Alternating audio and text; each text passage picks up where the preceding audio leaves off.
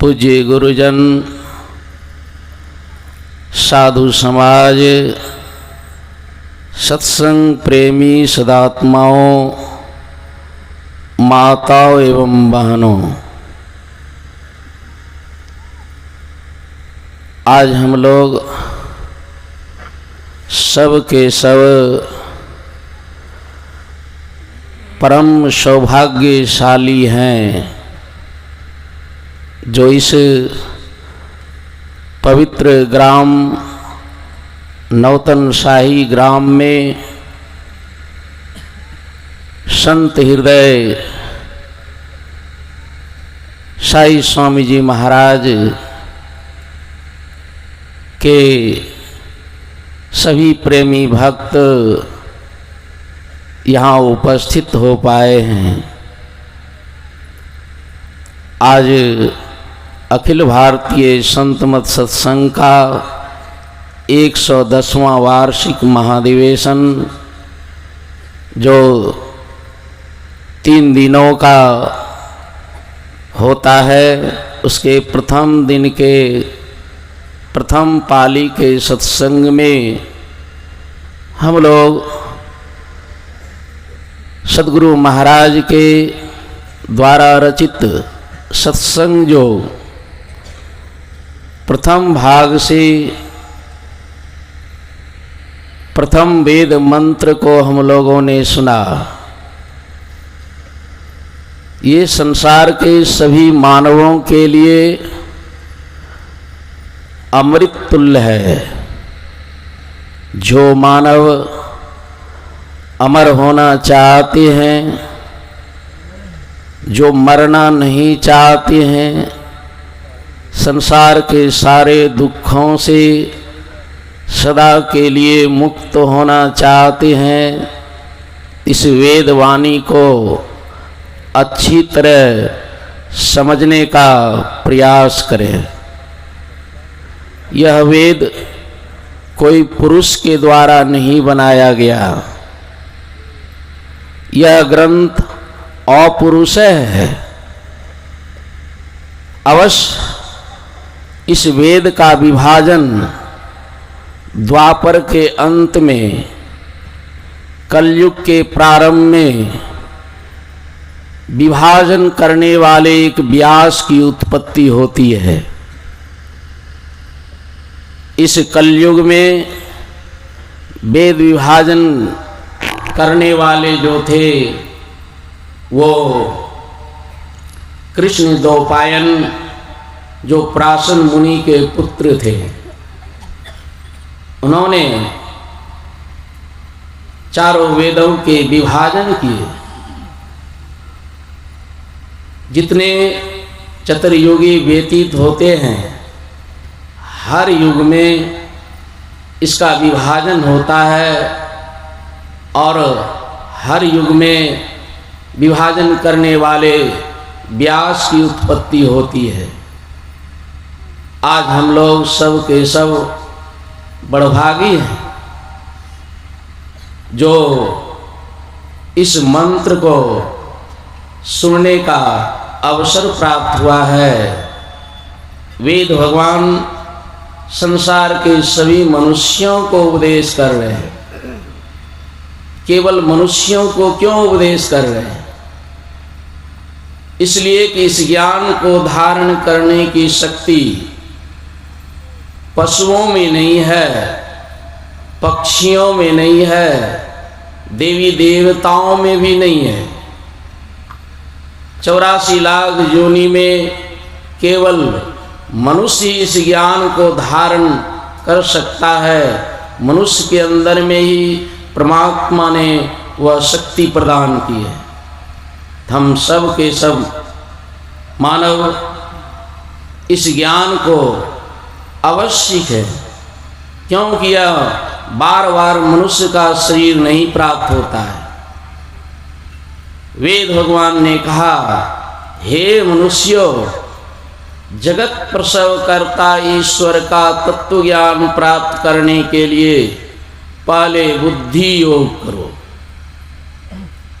मनुष्य के लिए आदेश दिया जा रहा है जिनको मनुष्य का शरीर मिला है वे पहले बुद्धि योग करें। जिस तरह कोई घर मकान बनाते हैं, मंदिर बनाते हैं, तो सबसे पहले जो है उसके नींव को तैयार करते हैं। नींव तरी को कहते हैं। यदि नींव मंदिर का नींव कमजोर है वह कभी भी धराशायी हो जाएगा। मकान का नींव जो है कमजोर है तो कभी भी धराशायी हो जाएगा। तो जिनको भी मनुष्य का शरीर मिला है उन्हें चाहिए कि प्रथम बुद्धि योग करे। बुद्धि योग का मतलब होता है सत्संग।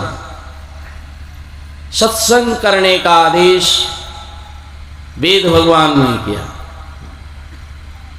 यह सत्संग में सत्य की चर्चा होती है, ईश्वर की चर्चा होती है, ईश्वर का ज्ञान ठीक ठीक दिया जाता है। ईश्वर सत्य है।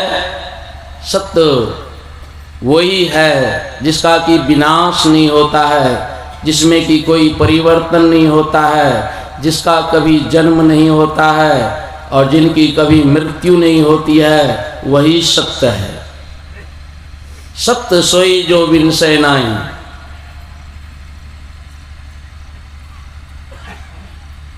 और ये दुनिया चंदो मरी है, सूर्यो मरी है, मरी है धरणी आकाशा।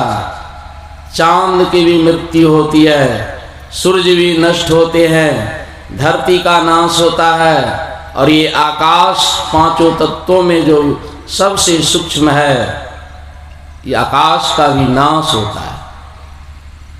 आखिर वे परमात्मा क्या है?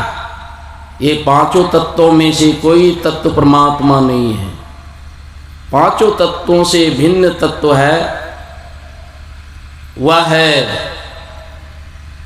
परमात्मा। उसके संबंध में गुरु महाराज संत मत के सिद्धांत में समझाते हैं और हम लोग रोज पाठ करते हैं। जो परम तत्व आदि अंत रहित,